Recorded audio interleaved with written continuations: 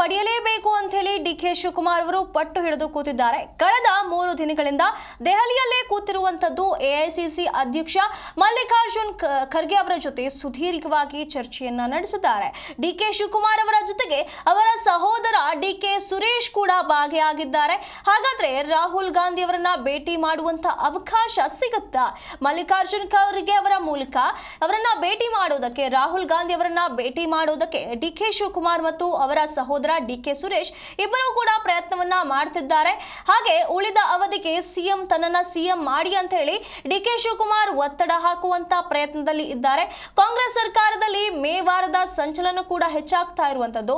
ಇದೆಲ್ಲದರ ನಡುವೆ ಈಗ ಸಿಎಂ ಡಿಕೆ ಶಿವಕುಮಾರ್ ಅವರು ಹೋಗಿ ದೆಹಲಿಯಲ್ಲಿ ಕೂತು ಬರೋಬ್ಬರಿ 3 ದಿನಗಳಾಗಿದೆ ವರಿಷ್ಠರನ್ನ ಭೇಟಿ ಮಾಡಬೇಕು, ಅಲ್ಲಿ ರಾಹುಲ್ ಗಾಂಧಿ ಅವರನ್ನ ಭೇಟಿ ಮಾಡಬೇಕು ಅನ್ನುವಂತ ಪ್ರಯತ್ನದಲ್ಲಿ ಇದ್ರೆ, ಅವರ ಜೊತೆಗೆ ಅವರ ಸಹೋದರ ಕೂಡ ಜಾಯ್ನ್ ಆಗಿದ್ದಾರೆ. ಡಿಕೆ ಸುರೇಶ್ ಕೂಡ ಅವರೊಂದಿಗೆ ಇರುವಂತದ್ದು. ವರಿಷ್ಠರನ್ನ ಭೇಟಿ ಮಾಡಲೇಬೇಕು, ತಮ್ಮ ಮನದ ಇಂಗಿತವನ್ನ ಹೇಳಿಕೊಳ್ಳಲೇಬೇಕು ಅಂತ ಹೇಳಿ ಕಾಯ್ತಿದ್ದಾರೆ.